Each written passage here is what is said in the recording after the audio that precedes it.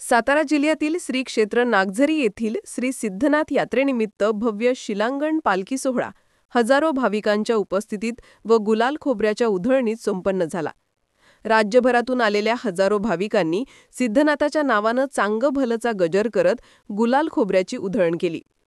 श्री क्षेत्र नागझरी येथील श्री सिद्धनाथ पालखी सोहळ्याची 400 वर्षाची जुनी परंपरा असून दसऱ्या दिवशी या पालखी सोहळ्याचा मुख्य दिवस असतो।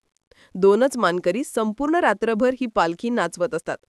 रात्री 10 ते सकाळी 6:30 वाजेपर्यंत तब्बल 8 तासाहून अधिक काळ हा सोहळा याची देही याची डोळा संपन्न झाला।